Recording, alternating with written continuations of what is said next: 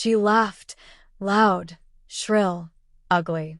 The kind of laugh people use when they're not just mocking, they're enjoying it. That's not even a real project, my sister sneered. He's just a kid. He'll get over it. My 12-year-old son sat frozen, clutching the handmade model of a solar-powered car he'd built with his own 2 hands. Glue still drying. Wheels still a little loose. He'd brought it to dinner hoping to show his grandparents, hoping they'd be proud. But instead, he got humiliated by his own aunt. In front of everyone. Laughter rippled. My brother snorted into his wine. My father smiled like it was a harmless joke. And my son, my sweet, brilliant boy, stood up. His voice didn't shake. His eyes didn't water. He just said one thing. I'll never forget this. The table went dead silent. You could hear the knives resting on porcelain. The awkward cough from my mother. And my sister's eyes widened like she suddenly remembered he wasn't just a kid. He was my kid. My name is Danielle. And from wherever you're watching this, stay with me. Because have you ever watched your child break in real time and realized that the ones who shattered him shared your blood? I wrapped my arm around his shoulder, took his car model gently from the table, and we walked out without another word. No drama. No yelling. Just silence that echoed louder than any scream. That night, I tucked him into bed. He didn't cry, didn't speak. He just stared at the ceiling, whispering, I worked so hard. And I knew this wasn't about a science project. This was about respect, Dignity. family, and how mine had none. I made one decision before the sun rose. They would feel this. Not just my sister. All of them. Because if they thought this was going to be forgotten like another dinner party faux pas, they didn't know what I was capable of. The next morning, the first domino fell. And by the time the last one dropped, my parents' perfect little world crumbled like ash in the wind. By morning, I was already logged into the system. The family trust, the estate allocations, the business accounts they forgot I managed behind the scenes because I never asked for praise, just kept the wheels turning. Until now. Within 2 hours, I froze 3 joint accounts. Another hour later, I revoked shared access to the beach house deed they all used but never paid for. By noon, I'd filed a motion to dissolve the sibling business LLC that ran under my credentials. See, while they laughed at my son for being a kid with dreams, they forgot his mother was the architect of the life they were standing on. And I was done holding it up. At 2:34 p.m., my sister texted, Hey, what's going on with the company account? My card just declined at Saks. I didn't respond. At 2:57 p.m., my father called. Straight to voicemail. By 3:11 p.m., a group thread started. Dad. Danielle, please call me. Your sister's upset. Sister. You're being dramatic. I was joking. Mom, can we talk about this like adults? I put the phone down and walked into my son's room. He was tinkering with wires and batteries, trying to rebuild the car she'd broken. One wheel slightly melted from the fireplace's edge, where she'd tossed it accidentally. You okay? I asked. He shrugged. It's just plastic. No, I said gently. It was your heart. He looked up at me. Why did she do it? I knelt beside him. Because she thought cruelty was clever. Because she's a coward who thinks mocking others makes her important. His eyes filled, but he didn't cry. I want to be someone different, he whispered. I smiled. You already are. The next day, I received an email from the board of my parents' foundation. We've been informed your name is being withdrawn as financial guarantor. Can you confirm? I confirmed. They'd never survive the audit that came next. Because if they wanted to treat my child like a joke, then they could live without the punchline I'd been covering all along. And still, this was only the beginning. By the 3rd day, the phone didn't stop. Missed calls, voicemails laced with urgency and carefully concealed panic. I let every one of them rot in silence. Because the same people who laughed at my son's dreams were now watching their own unravel, and I wasn't lifting a single finger to stop it. At 9:12 a.m., my father emailed me directly. We need to talk. You're creating chaos over a misunderstanding. Misunderstanding? They watched my son shrink under a chandelier they all sat under, and not one of them stood up for him. That wasn't a misunderstanding. That was a message. And now I was sending mine. I scheduled an emergency board meeting for the foundation my parents ran. The same one I funded silently year after year. When they logged in, they saw me sitting at the head of the Zoom call, calm, unreadable, already surrounded by lawyers. Danielle, Mom started. This is a family matter, not a financial one. No, I said. This is exactly a financial matter. Because all of you made it one when you used my resources to build your reputations and turned around and mocked my son in return. Come on, my sister huffed. It was a joke. He's a kid. He doesn't even understand what happened. I leaned in toward the camera. He understood enough to say, I'll never forget this. Maybe you should have listened. I motioned to the lawyer beside me. As of this moment, I am removing the Patterson Family Trust from the Foundation's donor base. Effective immediately. All future donations will be redirected to a scholarship fund in my son's name for kids who dare to dream even when no one claps. The screen exploded. Danielle, you're being cruel. This is a betrayal of family. You're blowing this out of proportion. I stayed silent until they ran out of breath. Then I spoke the truth they'd been dodging for decades. You loved my silence more than you ever loved me. But you made a mistake this time. You humiliated the one person I would burn the world for. The meeting ended. That night, my sister texted me. You've made your point. You've embarrassed us enough. Now what? I stared at the screen and smiled. Now you learn what it feels like to rebuild without me. Because I wasn't just done being your backbone. I was becoming the storm that made you beg for shelter. The fallout was delicious. The kind of quiet collapse they never imagined could come from me. The agreeable one. The responsible sister. The one they'd leaned on so long. They forgot she had bones of steel. That night, I took my son out to dinner. Just the two of us. His favorite place. No cameras. No grand speeches. Just love. Real, simple, safe. Halfway through his milkshake, he looked up and asked, Did I do something wrong that night? I set my fork down. My heart cracked, but my voice didn't. No, baby, I said. They did. He looked away. I didn't want to cry in front of them. I leaned in close. You didn't need to. You did something more powerful. What? You stood up. And I meant it. He didn't throw a tantrum. Didn't run away. He just said the one sentence that echoed through the entire house like a curse. I'll never forget this. He wasn't just speaking for himself.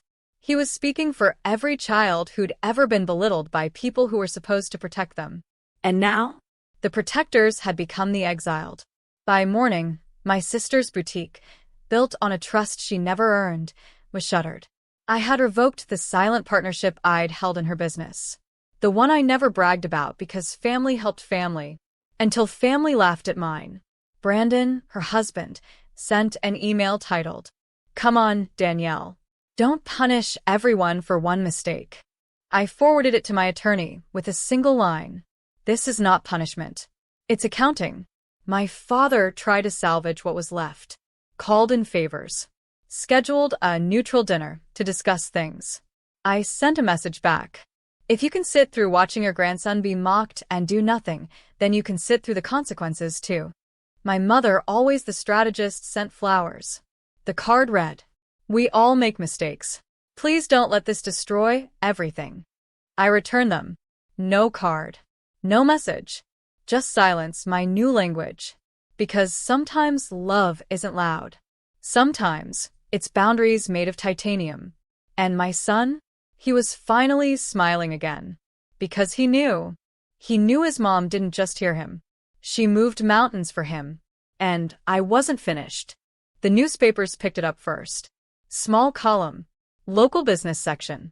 Family Foundation faces major donor exit. Sources say internal rift caused collapse. They didn't name me. They didn't have to. My parents knew. My sister knew. Everyone in their world now knew. Their empire wasn't built on legacy. It was built on me. And I had quietly, precisely, walked away with every single brick I laid.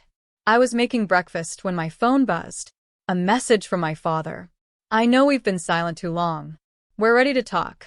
Man to woman. Not father to daughter. Not, I'm sorry. Just a power play cloaked in peace. I showed the text to Aaron, my husband. He didn't say anything. Just raised an eyebrow and kept flipping pancakes.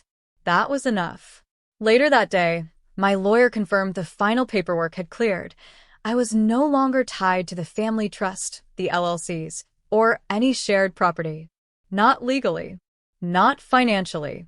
Not spiritually. Free.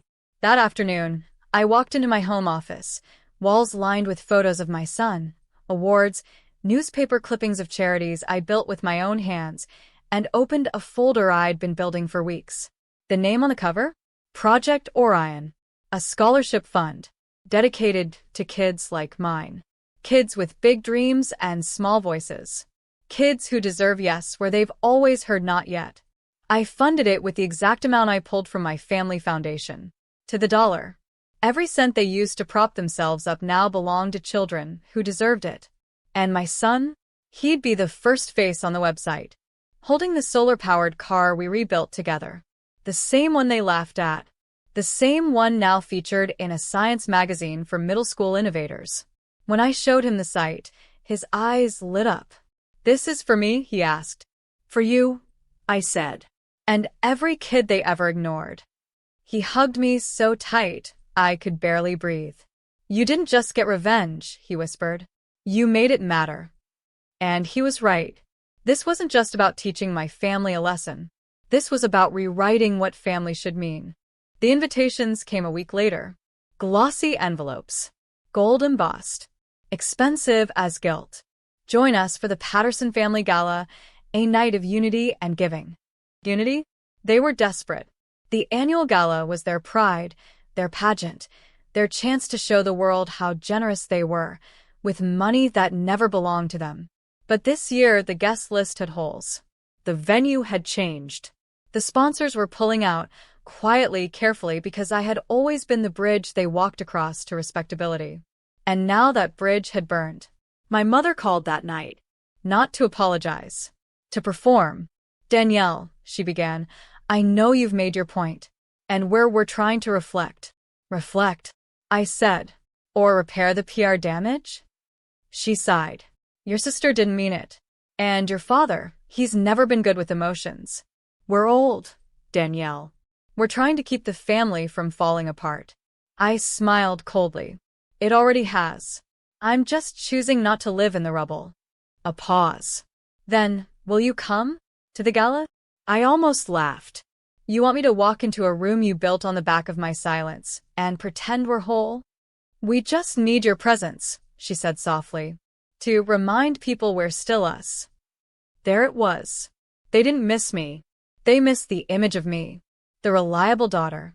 The silent donor. The spine of the lie. I hung up.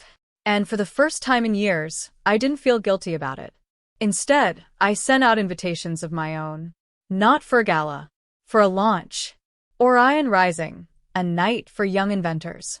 Hosted the same evening. Same city. But my room was filled with real stories. Real kids. Real joy. No donors in tuxedos faking compassion. Just children holding up the dreams they built with bare hands. And right in the center, my son. Smiling. Radiant. Unbreakable. That night, while my family's world wilted under cheap chandeliers and forced applause, mine was blooming. And the best part? Every sponsor who skipped their gala showed up at mine. The headlines the next morning told two stories. Patterson Gala sees lowest turnout in decade. Orion Rising, the future of innovation starts here. Side by side. Legacy versus rebirth. Facade versus fire. Their names shrinking while mine expanded, rooted in something real this time. My phone buzzed nonstop. Journalists. Local influencers. Educators asking to partner. Even old friends I hadn't heard from in years, suddenly remembering my number. But the one call I answered came from a blocked ID. I knew it was her before I said a word. My sister's voice cracked like glass. You couldn't just let it go, could you? I said nothing. You had to humiliate us. You had to make a scene. I almost laughed. I didn't make a scene, Hannah. I made a statement. There's a difference. You destroyed everything. No, I replied, calm and still. You did that when you humiliated my son and thought there wouldn't be consequences. She sniffed. He's just a kid. Don't, I snapped. Don't finish that sentence. Because that kid just inspired a room full of CEOs, educators, and philanthropists, while your gala was half empty and full of forced smiles. Silence. Then bitter and small. So what now? You're done with us forever? I thought about it. Really thought. Because I wasn't driven by vengeance anymore. I was driven by value. No, I said. I'm not done. I'm rebuilding. Rebuilding what? My lineage, I replied. And I'm starting by teaching my son that the world doesn't revolve around people who laugh at pain and call it humor. You're not the same, Danielle, she whispered. You used to care. I still care, I said. Just not about what breaks me. I hung up. That afternoon, I took my son out for ice cream. We walked past a bookstore where his face now sat proudly on the front window, a feature from a local magazine titled, "The Boy Who Stood Up." He held my hand tighter. Is it okay to remember what she did? Yes, I said. Because remembering isn't the wound. It's the armor. He smiled up at me, chocolate on his lip, eyes wide with a kind of peace I hadn't seen in months. And in that moment I knew my family didn't crumble. I just stopped holding it up. 3 months later, they showed up at my doorstep. All of them. My father in a suit that hung looser than I remembered. My mother clutching her handbag like a shield. And Hannah, makeup free, eyes swollen, shoulders hunched, not like someone ashamed. Like someone finally humbled. I didn't speak. I just stepped outside and closed the door behind me. No cameras, I said. No neighbors. Say what you came to say. My father cleared his throat, but I cut him off with a look. This wasn't his moment. It was Hannah's. And she knew it. She stepped forward. I humiliated your son, she said softly. Because I couldn't handle that he had something I never did, bravery. Her voice cracked. I thought being older meant I was better. I thought being louder made me right. But when he stood up and said, I'll never forget this, I realized I was the one who should never forget. She reached into her coat and pulled out a check. This isn't hush money, she said quickly. It's for Orion. For the fund. I talked to Brandon. We're selling the car. Downsizing. We want to do something real. I took the check. Not because I needed the money. Because I needed the moment. My mother stepped forward next, voice trembling. I'm sorry, Danielle. I see it now.